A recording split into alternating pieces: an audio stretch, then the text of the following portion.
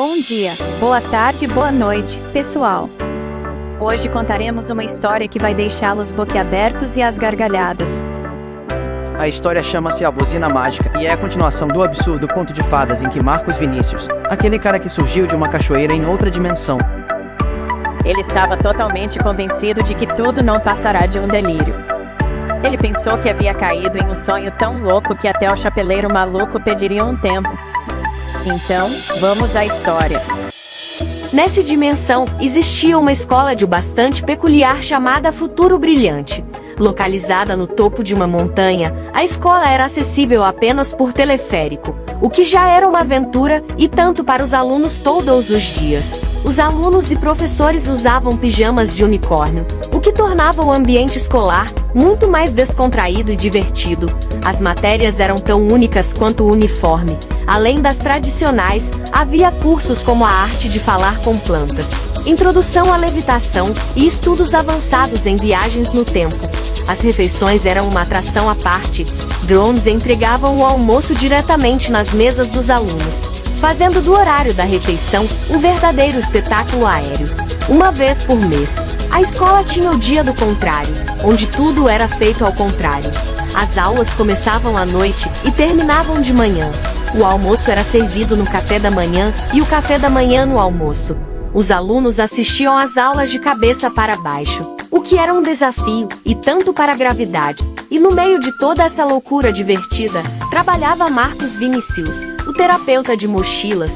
Ele tinha um consultório especial na escola, onde as mochilas vinham para desabafar. Ele sentava com cada mochila, ouvia seus problemas e oferecia soluções. Era a época das provas finais. Marcos Vinícius foi convocado para supervisionar a prova na turma do segundo colegial. Tudo transcorria como de costume, até que Marcos percebeu algo estranho. Denise, uma das alunas, estava colando na prova. Com uma abordagem tranquila, Marcos se aproximou de Denise e disse: "Denise, por favor, me entregue a cola e a prova." Sua participação no exame terminou. Denise tentou se fazer de desentendida, fingindo inocência. No entanto, Marcos manteve sua postura firme e repetiu o pedido. Para surpresa de todos na sala, Denise pegou a cola e a prova, amassou os papéis, levou-os à boca, mastigou e engoliu. A sala inteira ficou em silêncio, chocada com a ação inesperada. Marcos, contudo, manteve a calma. Com um leve sorriso, ele disse: "Você está em detenção até que o papel da prova e da cola sejam expelidos." Ele então pegou o rádio e informou a situação a outro funcionário, que prontamente levou Denise para tomar um laxante. Um som de galinha de Angola mastigando um suspiro ecoou pela escola. Isso não era um alarme de incêndio, nem um sinal de evacuação, mas o aviso sonoro do fim das aulas. Marcos Vinícius anunciou aos alunos que o tempo havia acabado e que deveriam colocar as provas na mesa dele. No entanto, os alunos, em sua pressa para sair, confundiram mesa com teto e colaram todas as provas no teto da sala de aula. Os alunos saíram correndo da sala, deixando Marcos Vinícius sozinho com um teto cheio de provas. Com um sorriso maroto no rosto, ele deu algumas palmadas no quadro negro, criando uma nuvem de giz que fez as provas se desprenderem do teto e choverem sobre ele. Marcos Vinícius, sempre o inovador, decidiu juntar as provas em blocos.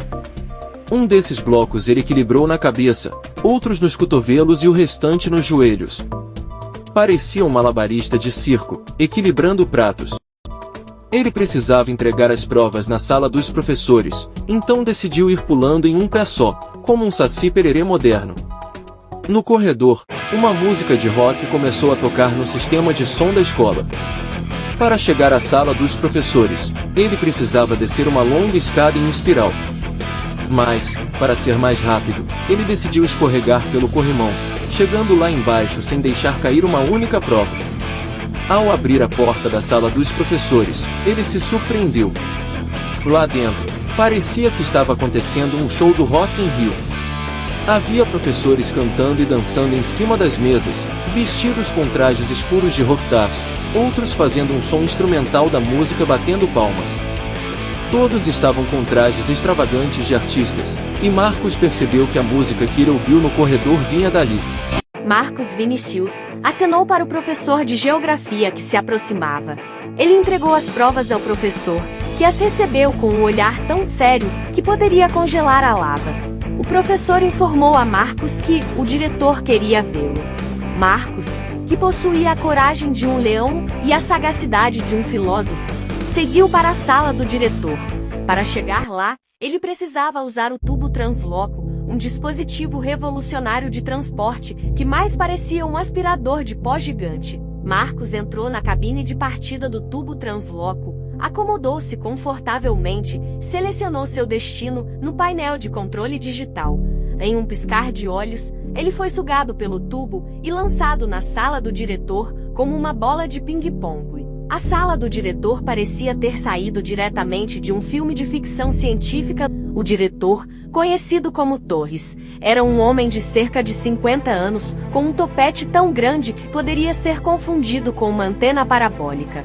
Marcos perguntou ao diretor o motivo de sua convocação. O diretor Torres, com um sorriso que mais parecia uma careta, perguntou: "Que horas são?" Marcos, um pouco confuso, respondeu: "São 30 horas e 60 minutos. O diretor agradeceu e dispensou Marcos, mencionando que precisava consultar seu povo sobre questões importantes do futuro da escola. Sim, você ouviu certo. Um polvo. Havia um grande aquário com um polvo vivo dentro. Ao lado do aquário, havia duas placas. Uma dizia sim e a outra não. O diretor perguntou ao polvo se deveria construir novas salas de aula. E o polvo se moveu para o lado que tinha a placa não. O diretor ficou admirado e agradeceu ao polvo. Marcos, ainda atordoado com a cena, decidiu que era hora de ir embora. Afinal, quem poderia competir com um polvo conselheiro? Era fim de expediente para Marcos Vinicius. Ele saiu da escola e embarcou no teleférico para o estacionamento. Mas, para sua surpresa, o interior do teleférico parecia ter ganhado vida própria e se transformou em um cenário de Polo Norte, completo com neve de verdade. Um boneco de neve e até mesmo um Papai Noel animatrônico, desejando a todos um Feliz Natal. Apesar de estarmos longe do Natal, com fome, Marcos Vinicius pediu comida pelo aplicativo. E quem entregou a comida? Um papagaio. Sim, um papagaio apareceu do lado de fora do teleférico com o pedido. A comida estava deliciosa, mas Marcos Vinicius não pode deixar de se perguntar se o papagaio também trabalhava para o aplicativo de entrega. E se ele tivesse que dar gorjeta ao papagaio? Ao chegar no estacionamento, Marcos Vinicius não apenas entrou, mas mergulhou em sua cama motorizada. Sim, você ouviu direito. Uma cama motorizada. A cama motorizada urbana é a fusão perfeita de conforto, praticidade e aventura, com um toque de loucura. Ela tem faróis, buzina e o volante é o travesseiro. Sim, o travesseiro. Quem precisa de direção assistida quando se pode ter direção aconchegante? E partiu. Ele transitou por desertos, montanhas, cartorios, banheiros, geladeiras, tudo estava tranquilo em relação ao trânsito. Mas, ao virar na avenida principal, ele se deparou com um grande congestionamento. Depois de 30 minutos de espera, Marcos Vinicius, frustrado, apertou a buzina várias vezes. E então, algo inesperado aconteceu. Todos os carros à frente começaram a levitar, como se alguém do céu estivesse puxando-os com uma corda. Os carros subiram a uns 10 metros de altura e ficaram levitando. Nesse momento, surge Valentina Sensação, uma repórter sensacionalista conhecida por suas perguntas extravagantes e comentários dramáticos. Com uma estrutura presa ao corpo e uma câmera grande presa acima da cabeça, ela começou a gravar com comandos de voz. Vestida com uma roupa estranha, ela começou a fazer perguntas sensacionalistas aos motoristas. Como? Você acredita que estamos sendo invadidos por alienígenas? E você acha que isso é um sinal do fim dos tempos? Então, Valentina notou que o carro de Marcos Vinicius era o único que estava no chão. Ela perguntou a ele por que seu veículo era o único no chão. E Marcos Vinicius, meio tenso, respondeu: "Eu não sei porquê. Talvez eu seja como o Neo do filme Matrix. Eu sou o escolhido." Com o caminho livre, Marcos Vinicius saiu dirindo, passando por baixo dos carros flutuantes, sem entender o porquê daquilo. Perplexo com o que acabara de ocorrer, Marcos Vinícius regressava para sua morada. Ele percorria as ruas do centro da cidade, um caos urbano na selva de pedra. Guiado por um instinto aguçado em suas orelhas, unhas e nariz, Marcos chegava a um oásis verdejante, um parque exuberante que desafiava o frenesi da cidade. Ao chegar ao parque, Marcos Vinícius sentiu um chamado ancestral. Ele olhou para o alto e viu sua morada. Uma casa no topo de árvore majestosa, aninhada entre os galhos frondosos. Se aproximou de uma catapulta. Sem hesitar, ele subiu no equipamento pronto para lançar-se em direção à sua casa nos céus. Marcos Vinícius foi lançado como um projétil humano. Voou tão alto que acabou entrando em órbita e colidindo com um satélite. Após o impacto, retornou à Terra. Durante a queda, ele apreciou a vista espetacular da cidade que se estendia abaixo dele. Finalmente, aterrissou em um escorregador feito de cascas de banana. Descendo pelo escorrega de casca de banana, Marcos Vinícius chegou à sua cozinha de sua morada. Um reino culinário onde a magia e a tecnologia se uniam. Utensílios lavavam-se sozinhos, ingredientes brotavam das paredes, e um fogão a lenha cantava enquanto cozinhava. A criatividade e a magia da casa transformavam cada refeição em uma aventura deliciosa e surpreendente. A casa de Marcos Vinícius era mais do que um lar, era uma obra de arte da natureza. Construída com troncos entrelaçados, cipós resistentes e folhas gigantes que se transformavam em telhado. Nenhum prego ou parafuso foi usado, apenas a criatividade e o abraço da árvore gigante. Móveis moldados nos galhos, raízes servindo como mesas e poltronas, e cipós entrelaçados criando camas aconchegantes.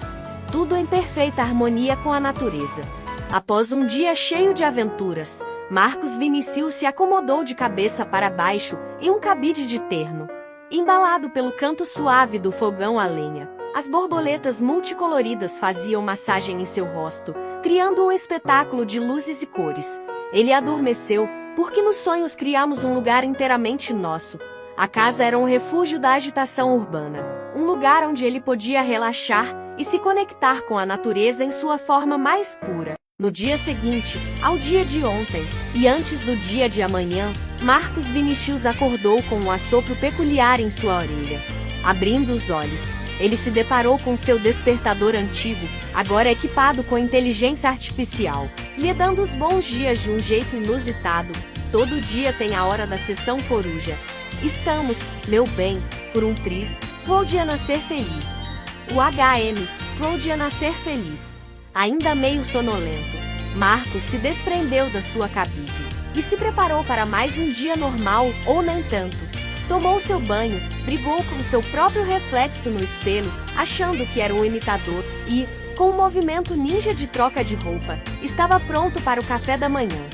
Mas, ao tentar comer sua banana da terra, acabou vomitando terra. Estranho, né? Mas tudo bem, nada que um suco de laranja imaginário não resolvesse. Recuperado, Marcos desceu da sua casa na árvore e embarcou em sua cama motorizada móvel em direção à escola. Mas, ao virar na avenida principal, a normalidade foi jogada pela janela. Multidões esperavam, gritando coisas como "Você é o escolhido", "Te amamos", "Quero um autógrafo seu". Assustado, Marcos acelerou sua cama, mas as pessoas corriam atrás dele, como se ele fosse um popstar ou um pedaço de bolo. Conseguindo escapar dessa histeria coletiva, ele seguiu seu caminho. Mas a confusão não parou por aí. Em outro ponto da avenida, uma chuva de objetos bizarros caiu sobre Marcos: panelas, chinelos, algodão doce, tickets refeição, jangadas, tudo voando em sua direção. E, como se isso não bastasse, um grupo de pessoas gritava palavras de ordem contra ele. "Você é um demônio. Suma. Volte para o seu planeta." Completamente atordoado, Marcos acelerou ainda mais, sem entender nada do que estava acontecendo. Marcos embarcou no teleférico para a escola. Mas, ao chegar na estação de desembarque, ele se viu preso em uma cena digna de filme de ficção científica. Alunos em êxtase bloqueavam a saída, gritando seu nome como se ele fosse uma mistura de ursinho carinhoso com Poseidon, o deus dos mares. Marcos estava mais confuso do que um peixe fora d'água.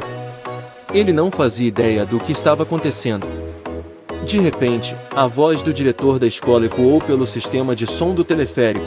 Marcos Vinícius, quanto é 2 mais 2? Digite o resultado no painel. Fique tranquilo. Marcos se sentiu como se estivesse em um episódio de Quem Quer Ser um Milionário. Ele nunca tinha feito uma conta tão complexa. Depois de muito pensar, ele teve um estalo. 2 mais 2 é igual a 22.